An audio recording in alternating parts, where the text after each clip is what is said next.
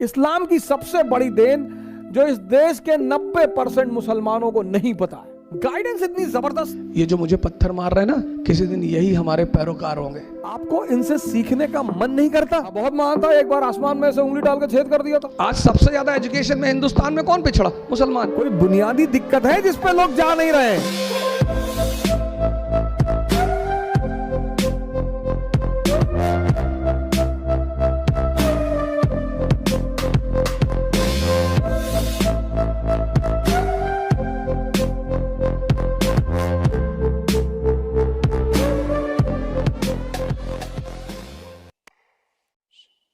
इस्लाम की सबसे बड़ी देन जो इस देश के 90% मुसलमानों को नहीं पता है।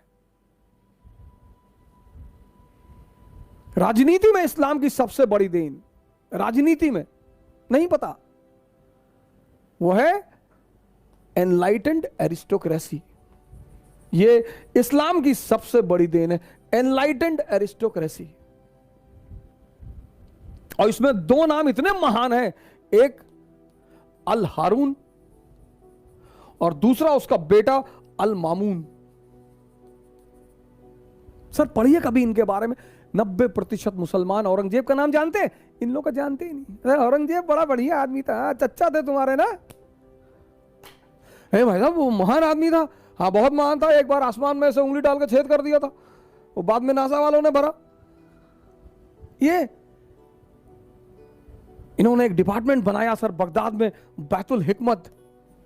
पर मुसलमानों से कुछ बोल दो, नाराज हो जाते हैं। संगी है, संगी संगी संगी है ये। हाँ बैतुल हिकमत, सबको बुलाया सर, पूरी दुनिया के विद्वानों को। ये इस्लाम की राजनीति को सबसे बड़ी देन है। Caliph system. जो आदमी एनलाइटेंड होगा वो स्पिरिचुअल हेड होगा और वही पॉलिटिकल हेड होगा। हजरत अबू बकर, हजरत उमर साहब की कहानियां सुनो सर। मुसलमान इसी को भूल गया। नेता चुनो सर, तुम दलित नेता चाहते हो ना, दलित नेता चुनो, अंबेडकर जैसा चुनो, कोई हारून जैसा चुनो। पढ़ो इस आदमी का इतिहास। लिटरेचर में कंट्रीब्यूशन, साइंस में कंट्रीब्यूशन, डेवलपमेंट में कंट्रीब्यूशन, पॉवर्टी में कंट्रीब्यूशन। नहीं वो आरएसएस वाले जो है मुसलमानों के पीछे 2014 में आए, 2014 में आए। उससे पहले की कंडीशन देख लो, सच्चर कमेटी की रिपोर्ट। अरे नहीं, वो आप नहीं समझ पाएंगे। और 1870 में एक किताब आई हिंदुस्तान में, द इंडियन मुसलमान। बड़ी इंपॉर्टेंट किताब, द इंडियन मुसलमान। और इस किताब जो है, इस किताब ने कहा कि 80% मुसलमान इस देश में पिछड़े हुए हैं, गरीब हैं। 80%।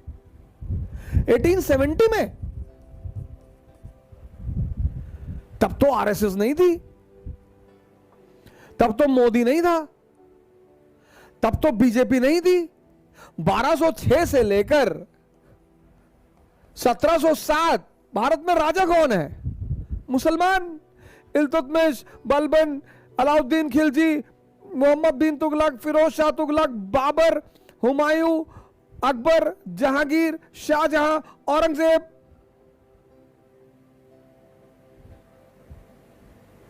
तो ये कैसे हो गया? मैंने बड़े सारे मुस्लिम इंटेलेक्चुअलों से सवाल किया, मौलानाओं से कहा, मैंने कहा चाचा ये कैसे हो गया? नहीं वो जो है वो कुछ दूसरा मसला है, वो आप नहीं जान पाए। नहीं कैसे हो गया? तब तो ये लोग थे नहीं, ये कैसे हो गया? इसका मतलब कोई बुनियादी दिक्कत है जिस पे लोग जा नहीं रहे हैं। यह मकसद है मेरा आपको इस कहानी सुनाने का। यहां पे तो सर मुसलमान शासक हैं, फिर 80% गरीब पिछड़े। क्यों? कोई तो बुनियादी वजह होगी सर। इतना बड़ा ये बिंदी देख रहे हैं, इतना बड़ा इजराइल और इतना बड़ा अरब वर्ल्ड।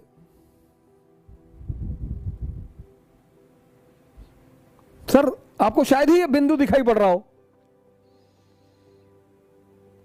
इतना बड़ा इजराइल और इतना बड़ा अरब वर्ल्ड।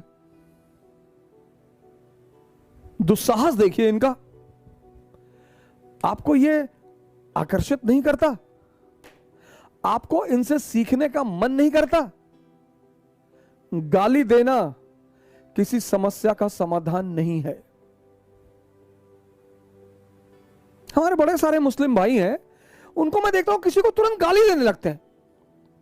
तारिक फतेह चोर है, अच्छा क्यों? वो आर्रा का एजेंट है, अच्छा हिंदुस्तानियों का एजेंट है, तो क्यों नहीं बहस करते हो उससे जाकर? करो,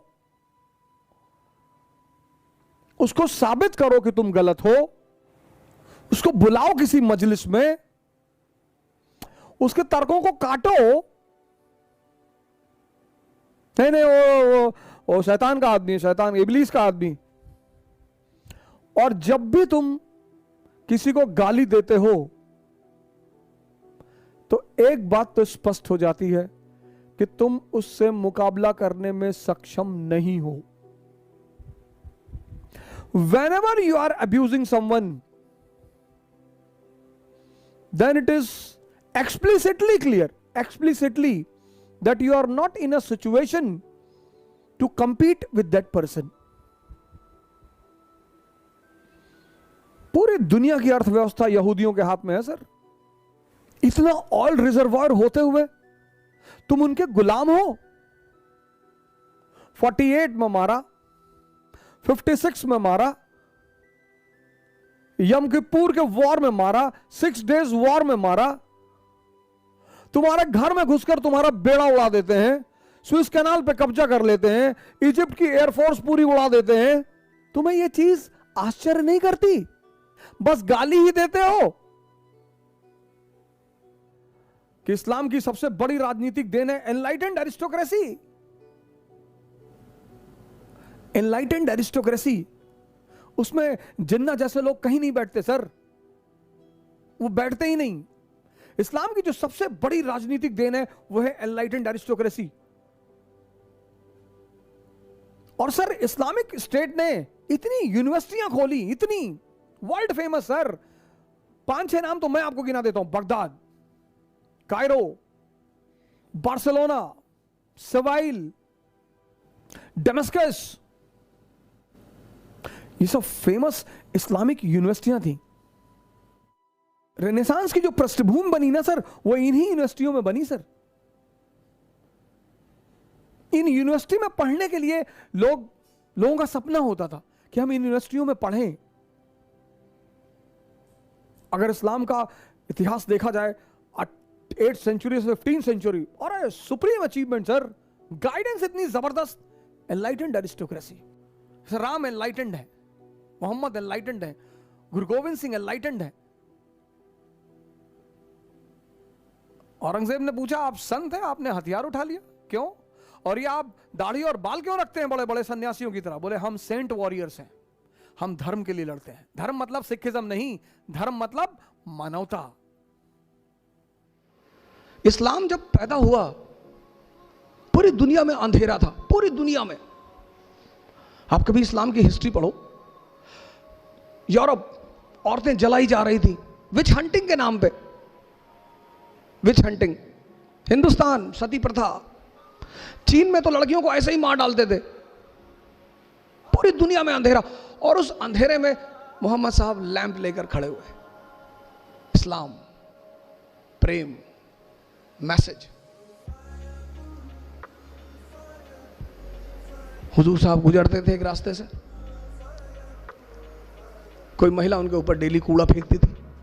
हमारे आपके ऊपर फेंक दे, हम तो गोली चला दे तुरंत कि वह कूड़ा फेंकोगे, वो भी हम मतलब मैं, वाजीराम के टीचर, इतनी औकात तुम्हारी? पैगंबर, हम तो उसके सामने कुछ है ही नहीं। पैगंबर, मालिक का सीधा हाथ है उस आदमी के सर पे। एक दिन उस महिला ने कूड़ा नहीं फेंका, वो मकान के अंदर गए, पता किया कि मोहतरमा कहाँ है, पता चला बीमार है। गए, हालचाल पूछा, कहा मालिक से दुआ करूंगा कि आप जल्दी ठीक हो जाए। ये है, ये हमसे लोग पूछते हैं, मैं मेडिवल इंडिया पढ़ाता हूं, लोग मुझसे पूछते हैं इस्लाम इतनी ऊंचाई पे कैसे था, मुसलमान इतनी ऊंचाई पे कैसे थे? स्पेन से लेकर चाइना सी, कैस्पियन से लेकर हिंदुस्तान, पूरे इलाके में मुसलमानों का कब्जा। क्यों? क्योंकि वो अपने उस वक्त पैगंबर को समझते थे कि जीतने के सिद्धांत क्या है। जीतना तलवार से नहीं, तलवार से तो लूटा जाता है। चोर किस चीज का इस्तेमाल करता है? तलवार का। ये मैसेज है, मैसेज। इकरा शब्द फैजल साहब ने लिया कि सर हम तो अपनी इंस्टीट्यूट का नाम इकरा रखेंगे। मैंने कहा बिल्कुल। मैंने कहा, इन्होंने मुझसे पूछा कि हम इंस्टीट्यूट का नाम क्या रखें, हमने कहा इकरा रखो, बड़ा अंधेरा है दुनिया में। इकरा मतलब पढ़ो। आज सबसे ज्यादा एजुकेशन में हिंदुस्तान में कौन पिछड़ा? मुसलमान। पैगंबर हमारा कह रहा है, हमारा, वो हम सब के पैगंबर है, किसी खास विशेष के नहीं है। वो कहता पढ़ो, समझो। तैफ शहर का नाम सुना होगा, काफी लोग बैठे हो तैफ, वहां के लोग हुजूर साहब को पत्थर मारते थे, गाली देते थे। जिब्राइल साहब ने हुजूर साहब से कहा कि कहो तो, तैफ शहर दो पहाड़ों के बीच में है, तो उन्होंने हुजूर साहब से कहा कि कहो तो दबा दूं। अरे बोले नहीं, जाने दो। ये लोग ये जो मुझे पत्थर मार रहे हैं ना, किसी दिन यही हमारे पैरोकार होंगे।